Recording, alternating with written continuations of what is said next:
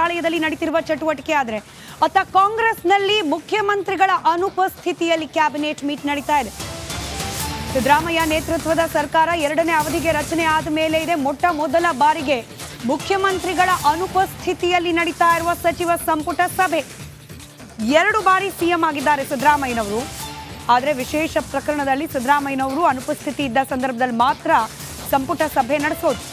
ಇದೀಗ ಸಿದ್ದರಾಮಯ್ಯ ಅವರ ಅನುಪಸ್ಥಿತಿಯಲ್ಲಿ ಸಂಪುಟ ಸಭೆ ನಡೆಸ್ತಾ ಇದ್ದಾರೆ. ಅದರಲ್ಲೂ ಪ್ರಮುಖವಾಗಿ ಈ ಮುಡಾ ಪ್ರಕರಣದಲ್ಲಿ ರಾಜ್ಯಪಾಲರ ಕ್ರಮ ನಡೆ ಅದನ್ನ ಗಮನಿಸಿ ನಂತರದಲ್ಲಿ ಅದರ ವಿರುದ್ಧವಾಗಿ ನಿರ್ಣಯ ಕೈಗೊಳ್ಳುವ ಸಾಧ್ಯತೆ ಇದೆ. ಈ ಹಿನ್ನೆಲೆಯಲ್ಲೇ ಸಂಪುಟ ಸಭೆಗೆ ಮುಖ್ಯಮಂತ್ರಿಗಳು ಗೈರಾದ್ರ ಅನ್ನೋ ಅನುಮಾನ.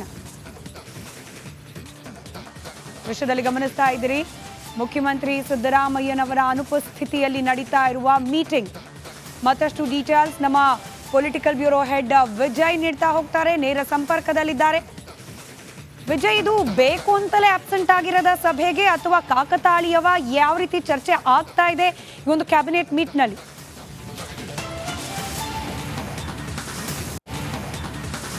ಸ್ಮಿತಾ, ಮುಖ್ಯಮಂತ್ರಿ ಅನುಪಸ್ಥಿತಿಯಲ್ಲಿ ಸಚಿವ ಸಂಪುಟ ಸಭೆ ನಡೀತಾ ಇರುವಂಥದ್ದು. ಯಾಕಂದ್ರೆ ಒಂದು ಅಜೆಂಡಾ ಇದರಲ್ಲಿ ಸಚಿವ ಸಂಪುಟ ಸಭೆ ಆಗ್ತಾ ಇರುವಂಥದ್ದು. ಈಗಾಗಲೇ ಕೂಡ ರಾಜ್ಯಪಾಲರು ಮೂಡ ಹಗರಣ ಸಂಬಂಧಪಟ್ಟಂತೆ ಸರ್ಕಾರಕ್ಕೆ ಮುಖ್ಯ ಕಾರ್ಯದರ್ಶಿಗೆ ನೋಟಿಸ್ ಕೊಟ್ಟಿರುವಂಥ ಹಿನ್ನೆಲೆಯಲ್ಲಿ ಅದಕ್ಕೆ ಉತ್ತರ ಕೊಡುವಂಥದ್ದು, ಜೊತೆಗೆ ಸಂಬಂಧಪಟ್ಟಂತೆ ಸುದೀರ್ಘವಾಗಿ ಚರ್ಚೆ ಆಗಿರುವಂಥದ್ದು. ಯಾಕಂದರೆ ಮುಖ್ಯಮಂತ್ರಿಗಳ ವಿರುದ್ಧ ಆರೋಪ ಬಂದಿರುವಂಥ ಹಿನ್ನೆಲೆಯಲ್ಲಿ ಸಹಜವಾಗಿ ಅದು ಮುಖ್ಯಮಂತ್ರಿ ಸಿದ್ದರಾಮಯ್ಯ ಅವರ ಅನುಪಸ್ಥಿತಿಯಲ್ಲಿ ಈ ನಿರ್ಣಯವನ್ನು ಕೈಗೊಳ್ಳುವಂಥದ್ದು. ಯಾಕಂದರೆ ಯಾರ ವ್ಯಕ್ತಿ ವಿರುದ್ಧ ಆರೋಪ ಬಂದಿರುತ್ತದೆ ಅವರ ಉಪಸ್ಥಿತಿಯಲ್ಲಿ ಸಚಿವ ಸಂಪುಟ ಸಭೆ ನಡೆಯುವಂತಿಲ್ಲ. ಈ ಹಿನ್ನೆಲೆಯಲ್ಲಿ ಸಚಿವ ಸಂಪುಟ ಸಭೆ ಮುಖ್ಯಮಂತ್ರಿ ಸಿದ್ದರಾಮಯ್ಯ ಅವರ ಅನುಪಸ್ಥಿತಿಯಲ್ಲಿ ನಡೀತಾ ಇರುವಂಥದ್ದು.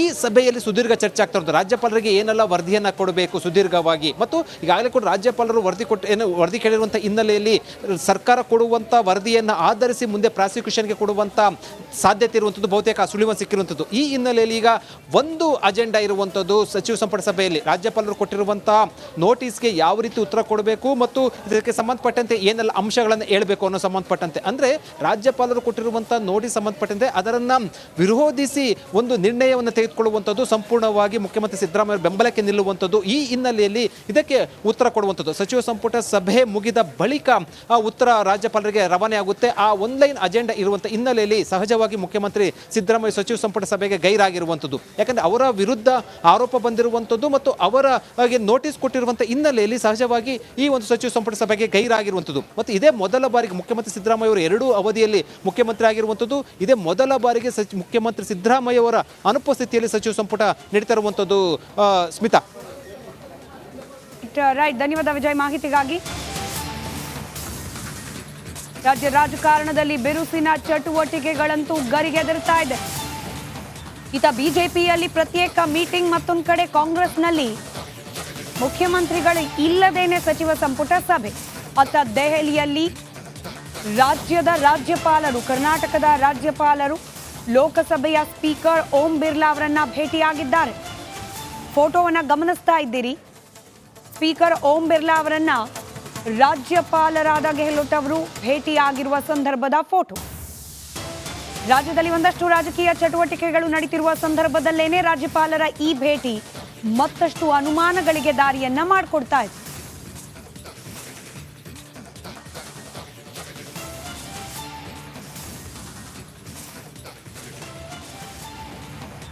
ಮೈತ್ರಿ ಪಾದಯಾತ್ರೆ ವಿಚಾರಕ್ಕೆ ಸಂಬಂಧಪಟ್ಟಂತೆ ಬಿಜೆಪಿ ಹಾಗೆ ಜೆಡಿಎಸ್ನಲ್ಲಿ ನಡೀತಾ ಇರುವ ಮುಸುಕಿನ ಗುದ್ದಾಟದ ಮುಂದುವರೆದ ಸುದ್ದಿ.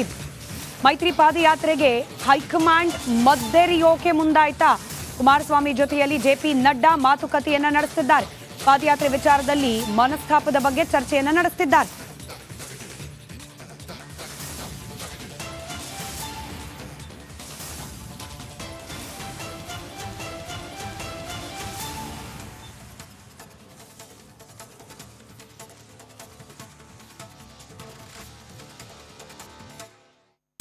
ಪಾದಯಾತ್ರೆ ವಿಚಾರಕ್ಕೆ ಸಂಬಂಧಪಟ್ಟಂತೆ ಜೆಡಿಎಸ್ ಹಾಗೆ ಬಿಜೆಪಿಯಲ್ಲಿ ಎದ್ದಿರುವ ಮುನಿಸು ವೈಮನಸ್ಯ ಗಮನಿಸುತ್ತಿದ್ದೀರಿ. ಇದೀಗ ಈ ಒಂದು ವೈಮನಸ್ಸಿಗೆ ಮದ್ದನ್ನ ಅರಿಯಲಿಕ್ಕೆ ಬಿಜೆಪಿಯ ಹೈಕಮಾಂಡ್ ಮುಂದಾದಂತೆ ಕಾಣ್ತಾ ಇದೆ. ಕುಮಾರಸ್ವಾಮಿ ಅವರ ಜೊತೆಯಲ್ಲೇ ಜೆಪಿ ನಡ್ಡಾ ಮಾತುಕತೆಯನ್ನ ನಡೆಸುತ್ತಿದ್ದಾರೆ. ತಮಗಾದ ಅಪಮಾನದ ಬಗ್ಗೆ ಕುಮಾರಸ್ವಾಮಿ ಅವರು ಮಾಹಿತಿಯನ್ನು ಹಂಚಿಕೊಂಡಿದ್ದಾರಂತೆ. ಕುಮಾರಸ್ವಾಮಿ ಅವರಿಗೆ ಜೆಪಿ ನಡ್ಡಾ ಮನವರಿಕೆ ಮಾಡಿಕೊಡ್ತಿದ್ದಾರಂತೆ. ಈ ಪಾದಯಾತ್ರೆ ಅಂತ ಮಾಡೋದಾದ್ರೆ ಪ್ರೀತಮ್ ಗೌಡ ಭಾಗಿ ಆಗ್ಲೇಬಾರದು, ಇದು ಕುಮಾರಸ್ವಾಮಿ ಅವರ ಪಟ್ಟು. ದೇವೇಗೌಡರ ಜೊತೆಯಲ್ಲಿ ಚರ್ಚಿಸಿ ನಿರ್ಧಾರವನ್ನು ಕೈಗೊಳ್ತೇನೆ ಅಂತ ಹೇಳಿದ್ದಾರೆ ಕುಮಾರಸ್ವಾಮಿ ಅವರು. ಜೆಡಿಎಸ್ ಪಾದಯಾತ್ರೆಯಲ್ಲಿ ಎಚ್ ಡಿ ಕುಮಾರಸ್ವಾಮಿ ಅವರು ಭಾಗಿಯಾಗೋ ಸಾಧ್ಯತೆ ಕಂಡು ಬರ್ತಾ ಇದೆ. ಇನ್ ಕೇಸ್ ಕುಮಾರಸ್ವಾಮಿ ಅವರ ಕಂಡೀಷನ್ಗೆ ಬಿಜೆಪಿಯ ಹೈಕಮಾಂಡ್ ಅಸ್ತು ಅಂದಿದ್ದೆ ಆದಲ್ಲಿ ಇಷ್ಟು ಮನವೊಲಿಕೆ ಆಗಿ ನಂತರದಲ್ಲಿ ಪಾದಯಾತ್ರೆ ಮುಂದುವರಿಯುವ ಸಾಧ್ಯತೆ. ಡೀಟೇಲ್ಸ್ ನಮ್ಮ ದೆಹಲಿ ಪ್ರತಿನಿಧಿ ನಟೇಶ್ ನೀಡ್ತಾ ಹೋಗ್ತಾರೆ ದೂರವಾಣಿ ಸಂಪರ್ಕದಲ್ಲಿ. ನಟೇಶ್, ಮದ್ದರಿಯುವಲ್ಲಿ ಯಶಸ್ವಿಯಾದ್ರ ಬಿಜೆಪಿಯ ಹೈಕಮಾಂಡ್ ನಾಯಕರು ಒಪ್ಕೊಂಡ್ರ ಕುಮಾರಸ್ವಾಮಿ ಅವರು? ಸ್ಮಿತಾ, ಏನು ಪಾದಯಾತ್ರೆ ವಿಚಾರಕ್ಕೆ ಸಂಬಂಧಪಟ್ಟಂತೆ ನಿನ್ನೆ ಕುಮಾರಸ್ವಾಮಿ ಅವರು ಕೊಟ್ಟಂತ ಹೇಳಿಕೆ ಏನಿದೆ ಇದು ರಾಜ್ಯ ಬಿಜೆಪಿ ವಲಯದಲ್ಲಿ ಸಾಕಷ್ಟು ಚರ್ಚೆಗೂ ಕೂಡ ಗ್ರಾಸ ಆಗಿತ್ತು. ಇಂದು ಏನು ನಿನ್ನೆ ಹಾಗೂ ಇಂದು 2 ದಿನಗಳ ಕಾಲ ಏನು ಕುಮಾರಸ್ವಾಮಿ ಅವರನ್ನ ಮನವೊಲಿಸುವಂತಹ ಪ್ರಯತ್ನಗಳು ಕೂಡ ನಡೆದಿರುವಂತದ್ದು. ಇದರ ಬಗ್ಗೆ ಸಾಕಷ್ಟು ಏನು ಚರ್ಚೆಗಳು ಕೂಡ ಆಗಿತ್ತು. ಯಾವ ಉದ್ದೇಶಕ್ಕೆ ಏನು ಕುಮಾರಸ್ವಾಮಿ ಅವರು ಏನು ಪಾದಯಾತ್ರೆಗೆ ಪಾಲ್ಗೊಳ್ತಾ ಇಲ್ಲ ಅನ್ನುವಂತಹ ಪ್ರಶ್ನೆ ಕೂಡ ಎದುರಾಗಿತ್ತು. ಯಾಕಂದ್ರೆ ಈ ಹಿಂದೆ ಕೊಟ್ಟಂತಹ ಜೆಡಿಎಸ್ ನ ಏನು ನಾಯಕರಿದ್ರು ಹಾಗೆ ಬಿಜೆಪಿ ನಾಯಕರೇನಿದ್ರು ಹಿಂದೆ ಕೊಟ್ಟಂತಹ ಹೇಳಿಕೆಗೂ ನಿನ್ನೆ ಕುಮಾರಸ್ವಾಮಿ ಅವರ ಕೊಟ್ಟಂತಹ ಹೇಳಿಕೆಗೂ ಸಾಕಷ್ಟು ವ್ಯತ್ಯಾಸಗಳು ಕಂಡು ಬರ್ತಾ ಇದೆ.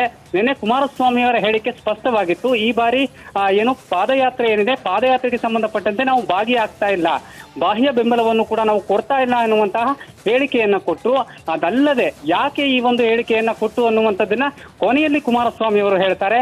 ಅದರಲ್ಲೂ ಮುಖ್ಯವಾಗಿ ಪೆನ್ಡ್ರೈವ್ ಪ್ರಕರಣಕ್ಕೆ ಸಂಬಂಧಪಟ್ಟಂತೆ. ರೈಟ್, ಧನ್ಯವಾದ ನಟೇಶ್ ಮಾಹಿತಿಗಾಗಿ. ಮತ್ತೊಂದು ಕಡೆ ದರ್ಶನ್ ಭೇಟಿಯಾಗಲಿಕ್ಕೆ ಪರಪ್ಪನ ಅಗ್ರಹಾರ ಕಾರಾಗೃಹದತ್ತ ನಟ ಧನ್ವೀರ್ ಆಗಮನ. ಹಿಂದೆ ಕೂಡ ಒಂದು ಬಾರಿ ಭೇಟಿಯಾಗಿ ಹೋಗಿದ್ದಾರೆ, ಇದೀಗ ಮತ್ತೆ ಬಂದಿದ್ದಾರೆ. ಪರಪ್ಪನ ಅಗ್ರಹಾರದಲ್ಲಿ ದರ್ಶನನ್ನ ಭೇಟಿಯಾಗ್ಲಿಕ್ಕೆ ಬಂದಿದ್ದಾರೆ ನಟ ಧನ್ವೀರ್. ಫಸ್ಟ್ ಟೈಮ್ ಬಂದಾಗ ಅವಕಾಶ ಸಿಗಲಿಲ್ಲ, ಸೆಕೆಂಡ್ ಟೈಮ್ ಬಂದ್ರು ನೋಡ್ಕೊಂಡು ಹೋದ್ರು. ಇದೀಗ ಮತ್ತೊಮ್ಮೆ ದರ್ಶನ್ ಭೇಟಿಗೆ ಆಗಮಿಸಿದ್ದಾರೆ ನಟ ಧನ್ವೀರ್. ನಾವು ಗಮನಿಸ್ತಾ ಇದ್ವಿ ದರ್ಶನ್ ಜೈಲು ಪಾಲಾದ ಸಂದರ್ಭದಿಂದಲೂ ಕೂಡ, ಅದರಲ್ಲೂ ಈ ಪರಪ್ಪನ ಅಗ್ರಹಾರ ಕಾರಾಗೃಹಕ್ಕೆ ಹೋದ ಸಂದರ್ಭದಿಂದಲೂ ಕೂಡ ಅನೇಕ ಸೆಲೆಬ್ರಿಟಿಗಳು ಬಂದು ದರ್ಶನ್ ಭೇಟಿಯಾಗಿ ಹೋಗ್ತಿದ್ದಾರೆ. ಅದರಲ್ಲಿ ಅನೇಕರಿಗೆ ಅವಕಾಶ ಸಿಗ್ತಿಲ್ಲ, ಕೆಲವರಿಗೆ ಅವಕಾಶ ಸಿಗ್ತಿದೆ. ಇದೀಗ ಧನ್ವೀರ್ ಬಂದಿದ್ದಾರೆ, ಕೈಯಲ್ಲಿ ಒಂದಷ್ಟು ಏನೋ ಪಾಕೆಟ್ ಎಲ್ಲ ಇಟ್ಕೊಂಡು ಅದನ್ನ ಅಲವು ಮಾಡ್ತಾರಾ ಇಲ್ವಾ ಗೊತ್ತಿಲ್ಲ. ಪ್ಯಾಕೆಟ್ಸ್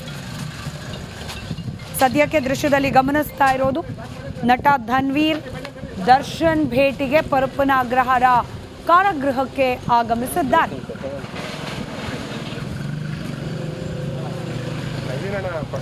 ಜೈಲಿನ ನಿಯಮದ ಪ್ರಕಾರ ವಾರದಲ್ಲಿ 2 ದಿನ ಮಾತ್ರ ಆಚೆಯಿಂದ ಬಂದವರು ಭೇಟಿಗೆ ಅವಕಾಶ. ಇವತ್ತು ಅನುಮತಿ ಸಿಕ್ಕಂತಿದೆ, ಆಲ್ರೆಡಿ ಒಳಗೆ ಹೋಗಿದ್ದಾರೆ ಧನ್ವೀರ್. ಭೇಟಿ ಆಗ್ತಾರಾ ಇಲ್ವಾ ಕಾದ್ ನೋಡ್ಬೇಕಾಗಿದೆ.